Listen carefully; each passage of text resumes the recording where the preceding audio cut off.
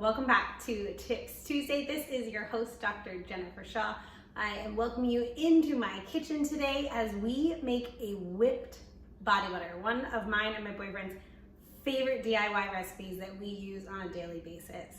If you are new here to the channel or you haven't subscribed yet, click down below, subscribe, click the bell so you get notified each Tuesday as I drop a new vlog walking you through how to live a healthy, happy lifestyle with essential oils.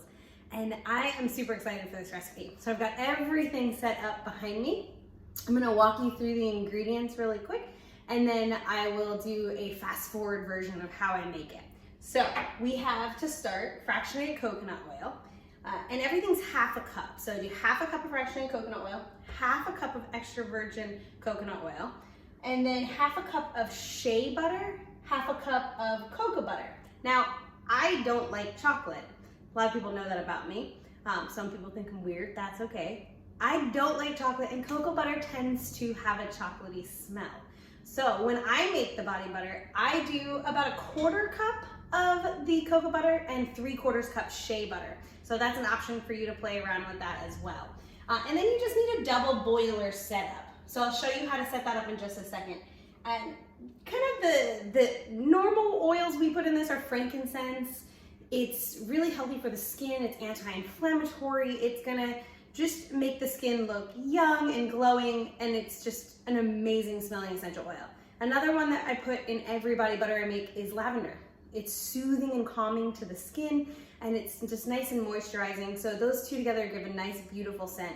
And then I actually really like, because my boyfriend uses this more than me, I love to add a little Siberian fir to put a little bit more of a manly scent on it. For him, it smells amazing, but I also like it on myself.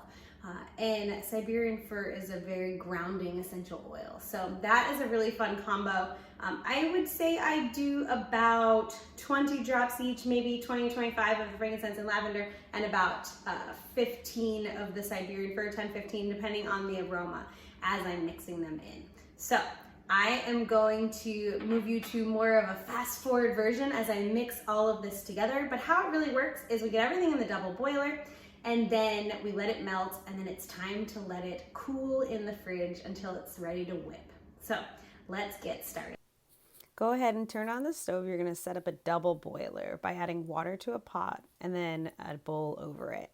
You'll do half a cup of cocoa butter, shea butter, regular coconut oil, and fractionated coconut oil, and then mix and let that cook until it melts. Once it melts, you're gonna add your essential oils. I do 20 drops of lavender, 20 drops of frankincense, and about 15 drops of Siberian fir.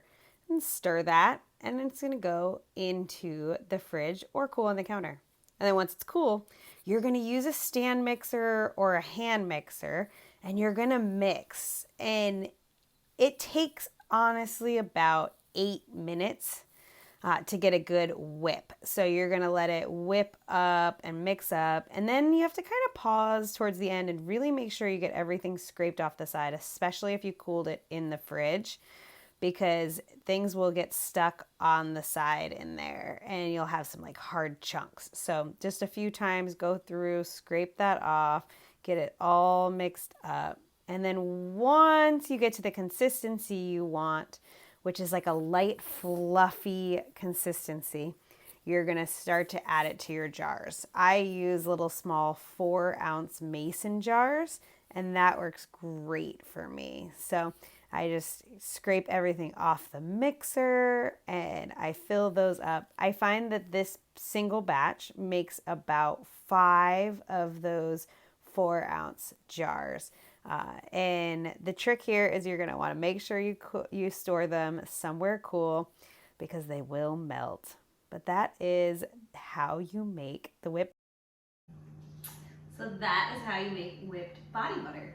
It's really simple. It just is a little time consuming because you have to take it and chill it in the fridge. So I always kind of make it in the morning and then whip it in the evening.